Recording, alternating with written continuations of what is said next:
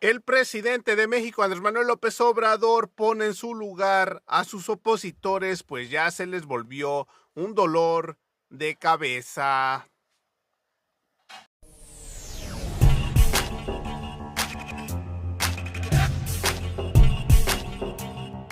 ¡Viva México! ¡Viva México! ¡Viva México! Así es, mis estimados amigos, hoy estamos a 5 de julio del año 2021 y aquí estamos con otra nota más para su canal Chido el Coto Político. Yo soy Ferras TV con otro video para el canal y bueno amigos, que tengan un excelente inicio de semana. Y bueno amigos, esos partidos políticos que no tienen llenadera no lo van a creer, pues ahora el presidente Andrés Manuel López Obrador le cerró la boca, le cerró el pico y dice que se les olvida que García Luna está en la cárcel en Estados Unidos y tunde al comandante Borolas. Y sin tanto que hablar mejor, a continuación les presento el video. Acompáñenme.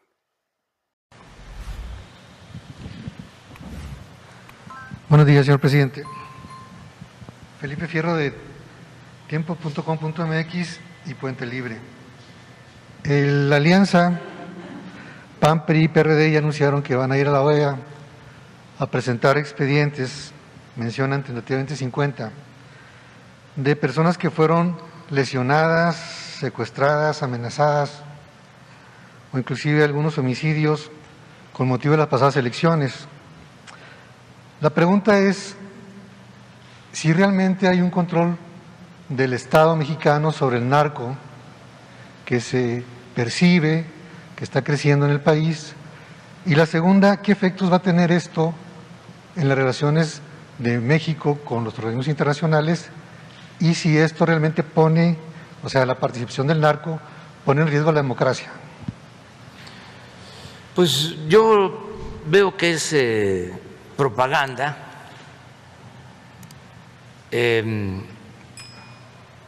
ahora se le llama publicidad, porque no hay elementos. Y solo podría yo responder con un dato. El día de la elección se instalaron más de 160,000 casillas en el país. El 99.96 o 98% de las programadas. Solamente no se instalaron 30 en ciertos lugares de 7 municipios. Cuando hablan de que domina el narco en el país y de que hay ingobernabilidad, pues a lo mejor estaban refiriéndose o pensando en lo que sucedía anteriormente, donde la delincuencia organizada y la delincuencia de cuello blanco eran lo mismo, donde no había ninguna frontera. Y se le olvida a nuestros adversarios, a los conservadores, estos que van a ir a la OEA, de que está preso en Estados Unidos el que estaba de secretario de Seguridad Pública en el gobierno de Calderón, García Estos son Luna. hechos de este sexenio, señor presidente. ¿Mande? Estos hechos de denuncias son de este sexenio. Sí, porque nosotros heredamos eso. Nada más hablemos de un sexenio, el de Calderón. Imaginemos que en ese entonces se toma la decisión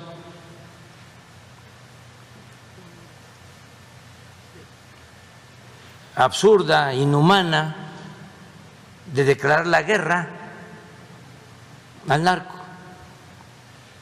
para buscar legitimidad o para quedar bien con el gobierno de Estados Unidos.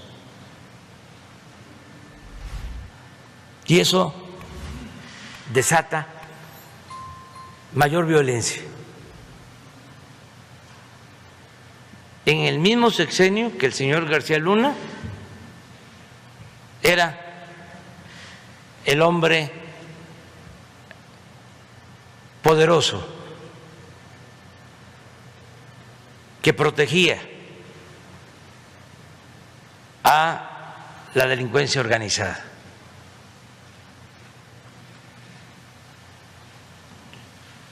Llegamos al gobierno y nos encontramos pues todas estas bandas, todos estos grupos, y estamos haciendo un esfuerzo para garantizar la paz, no con los métodos de ellos, no con el exterminio, no con masacres, no con la guerra, atendiendo las causas que originaron la violencia en el país. ¿Y qué fue lo que originó la violencia en el país? La corrupción, la desigualdad económica y social, el abandono de los jóvenes.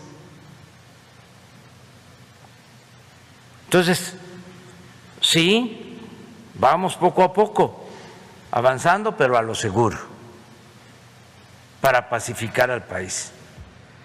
Muy bien, señor presidente. Se me hace muy cínico o de caras duras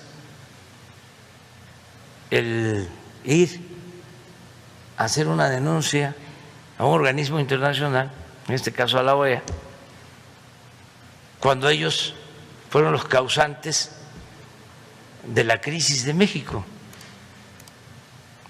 ¿O quiénes fueron los responsables? El cártel de Sinaloa surgió en estos 2 años y medio. El Jalisco Nueva Generación es de ahora. El cártel de Guanajuato surgió ahora. ¿Qué no ellos mantuvieron convivencia y toleraron a estos grupos?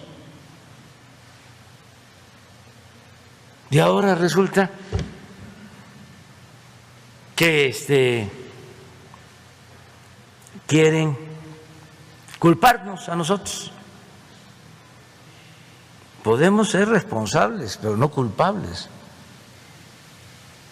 Y además estamos asumiendo esa responsabilidad, trabajando para garantizar la paz y la tranquilidad. Y repito, con otro método. ¿Y es efectivo el método? Sí, va a llevar más tiempo. Siempre que hablábamos nosotros de que había que atender las causas y que la paz era fruto de la justicia, nos decían, ah, sí, pero eso lleva mucho tiempo. Y nunca se iniciaba. Y nunca hicieron nada en favor de los jóvenes. Y lo que había era un mal ejemplo, porque se dedicaron a saquear, a robar, a quedarse con el presupuesto público, que es dinero del pueblo, y a desatender a la gente. Decían siempre, sí, eso lleva tiempo, pues sí, pero había que iniciar una estrategia nueva, distinta. El mexicano, el ser humano no es malo por naturaleza, son las circunstancias las que llevan a muchos a tomar ese camino de las conductas antisociales. Vamos, como se está haciendo, a atender a los jóvenes, ayudar a los pobres, a que no se sigan desintegrando las familias, a fortalecer valores culturales, morales, espirituales, no a que el dinero sea lo que predomine, lo material. Vamos a crear una nueva corriente de pensamiento para tener una sociedad mejor. ¿De qué ideología sería la nueva corriente de pensamiento? Inspirada en lo mejor de nuestra historia nacional. ¿Para qué vamos a ir a buscar modelos al extranjero?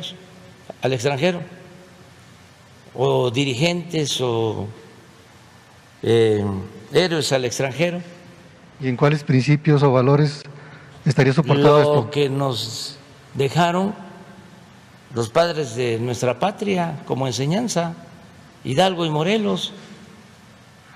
Hidalgo fue el que proclamó la abolición de la esclavitud y Morelos quería la igualdad, y es seguir las enseñanzas de Juárez acerca de que no debe mezclarse poder económico con poder político o poder político con poder eclesiástico, que a Dios lo que es de Dios y al César lo que es del César. Y antes, ¿qué había? Pues dominaban los potentados de México en todo. El gobierno estaba secuestrado, estaba tomado, estaba al servicio de una minoría rapaz. Ahora se gobierna para ricos y para pobres, se gobierna para todos. Esa es una enseñanza de Juárez. Otra enseñanza de Juárez que estamos llevando a la práctica es de que con el pueblo todo, sin el pueblo nada. Otra enseñanza de Juárez es de que nada por la fuerza, todo por la razón y el derecho. Y las enseñanzas de Madero y las enseñanzas del general Lázaro Cárdenas del Río. Por eso hablamos de una cuarta transformación, porque reconocemos lo que significó la independencia, la reforma, la revolución, y ahora se está llevando a cabo una cuarta transformación. Nuestros adversarios, los conservadores, querían el fin de la historia, que ya no habláramos de eso. Nos querían quitar hasta el derecho a la memoria y desde luego quitarnos el derecho a la esperanza.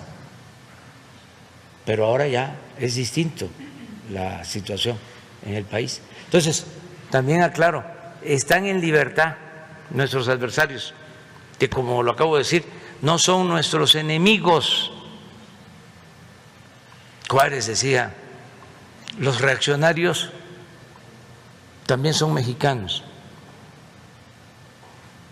Y lo retomó Plutarco Elías Calles y decía lo mismo, los reaccionarios no son, o son mexicanos, también son mexicanos.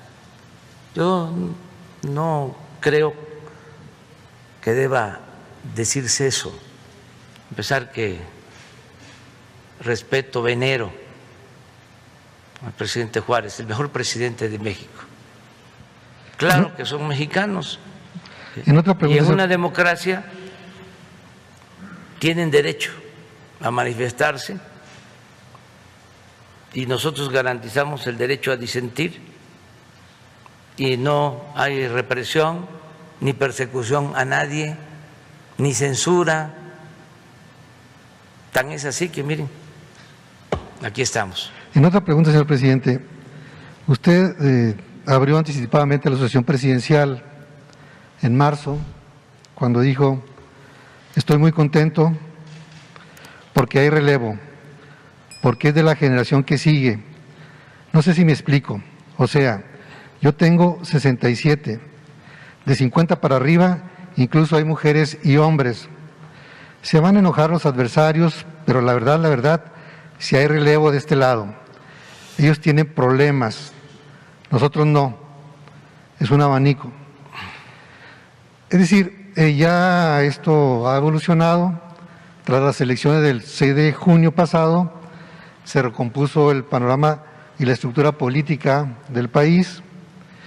Y bueno, no es novedad que se mencionan como aspirantes a la presidencia de la República a Claudia Sheinbaum, algunos la consideran la consentida de Palacio, otros mencionan a Marcelo Ebrard, estos últimos con problemas por la línea 12 del metro, pero es algo circunstancial. Usted no ha mencionado a Ricardo Monreal, operador legislativo, pero en los medios sí, él está en abierta campaña, públicamente lo ha dicho. También usted mencionó a Tatiana Cloutier, y la pregunta es si no hay alguien más como Zoé Robledo, o incluso algunos dicen, no sé si de broma, que Hugo López-Gatell pudiera ser un precandidato. Son dos preguntas, señor presidente. Uno, si estos mencionados están en la carrera, dentro de la caballada, o si, como otros dicen, que usted tiene un tapado o una tapada. Bueno, lo del tapado es del Porfiriato. Él creó ese modo de actuar en política. El primer tapado que hubo fue su compadre, Manuel González. Porfirio Díaz es el creador del régimen autoritario que se mantuvo hasta hace poco, porque ni la revolución pudo arrancar de raíz esas prácticas. Porfirio fue el que creó lo del tapado. Porfirio decidió que la Constitución se iba a respetar en la forma para violarse en el fondo. Porfirio fue el que estableció la regla de que el presidente ponía a los gobernadores, a los diputados federales, y los gobernadores ponían a los presidentes municipales, a los diputados locales. Porfirio es el creador del régimen político, que cambia mucho con la revolución, pero en la vertiente social. En lo político prácticamente se mantiene lo mismo. Decía don Daniel Cosío Villegas que ya no estaba don Porfirio, pero que se había quedado doña Porfiria. Entonces, él es el creador del tapado, porque llega con un golpe de Estado, echa de la presidencia a Sebastián Lerdo de Tejada, lo manda al exilio, de donde ya no regresó. Lerdo lo trajeron cuando falleció, un liberal de primera, un buen presidente. Él fue el que inició la construcción del ferrocarril de la Ciudad de México a Veracruz, y un hombre muy digno. Entonces, no quiso regresar. Todos los demás se fueron al exilio y empezaron a regresar. Bueno, hay un caso que es muy notorio. El que era secretario de Relaciones de Lerdo,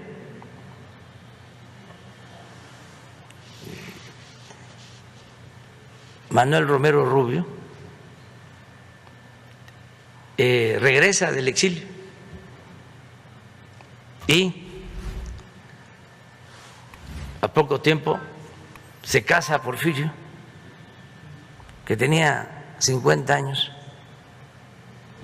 con la hija de Romero Rubio, Carmelita, que tenía 17, 18 años.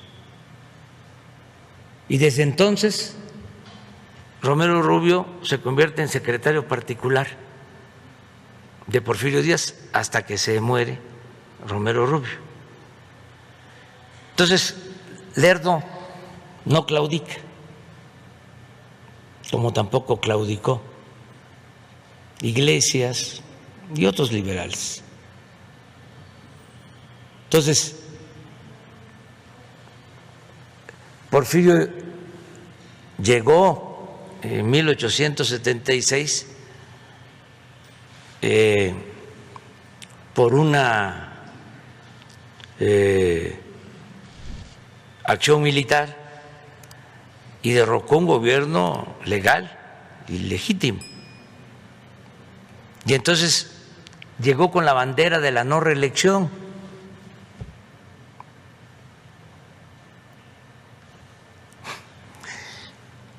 Y se quedó, ya sabemos, 34 años. Pero como estaba llegando a la presidencia, no podía reelegirse. En ese entonces los periodos de gobierno eran de 4 años, entonces tenía que buscar a una gente cercana a él que le garantizara que iba Porfirio a seguir mandando, a un pelele. Y entonces escogió a su compadre, Manuel González, que por cierto no actuó del todo como pelele porque se le quería quedar. Tuvo Porfirio que generarle un movimiento opositor para que aceptara el regreso de Porfirio. Lo acusaron a Manuel González, es el único caso que hay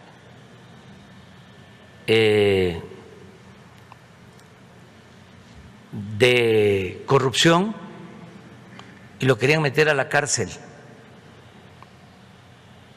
Pero al final, pues en aquel entonces era el artículo 103 de la Constitución, ahora es el artículo 108, 109, 110 de la Constitución, que los presidentes tenían fuero y no podían ir a la cárcel más que por traición a la patria. Entonces ya cuando lo subordinó por completo, lo dominó por completo Porfirio a su compadre, pues ya le quitaron el juicio de encima, ¿no? Y había muchos que pensaban que ellos podían, y ahí surge lo del tapado.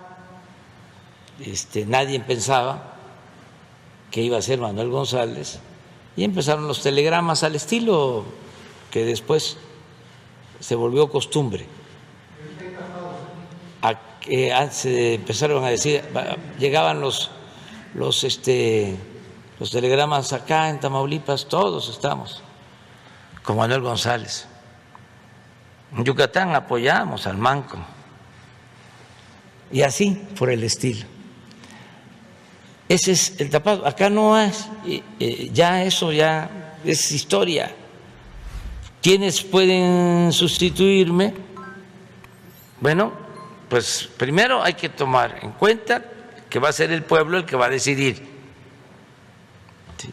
Ahora, del flanco progresista, liberal, hay muchísimos.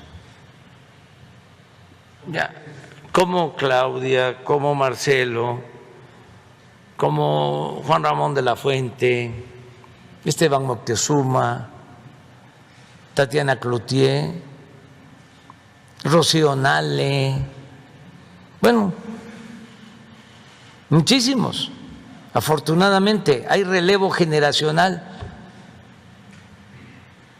Y yo voy a estar aquí hasta, y eso, si el pueblo lo decide, porque voy a una consulta en marzo del año próximo. Y eso no me preocupa mucho, porque sé que la gente me va a mantener el apoyo. Me preocupa más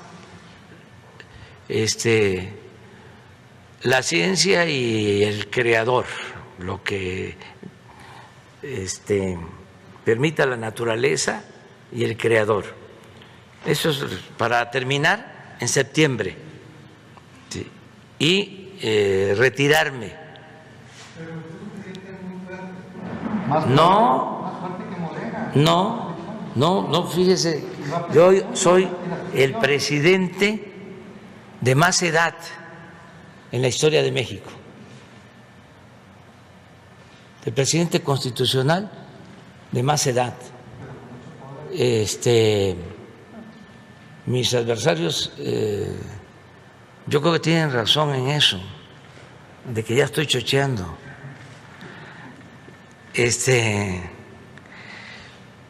Entonces, no podría más tiempo, además, no me lo permitirían mis convicciones.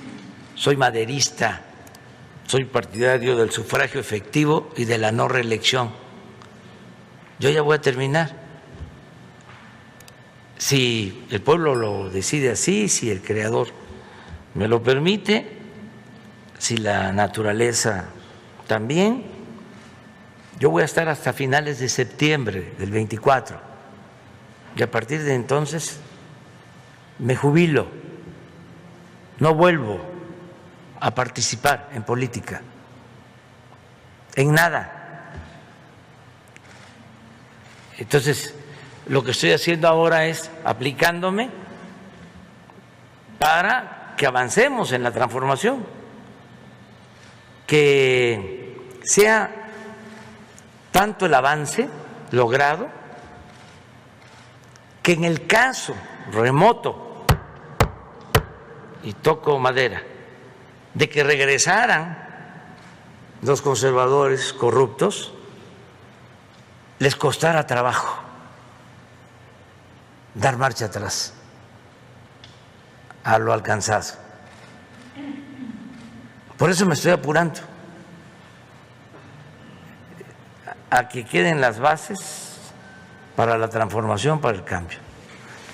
Así es, mis estimados amigos, como terminaron de ver el video del presidente de México, Andrés Manuel López Obrador, como siempre, poniendo en su lugar a los opositores, a los traidores a México del PRI y del PAN, que ya no saben ni cómo parar al presidente Andrés Manuel López Obrador. Y bueno, amigos, hasta aquí llegamos con otra nota más para su canal Chido el Coto Político. Yo soy Ferras TV, no olviden suscribirse, compartir el video y regalarme su valioso like. Gracias.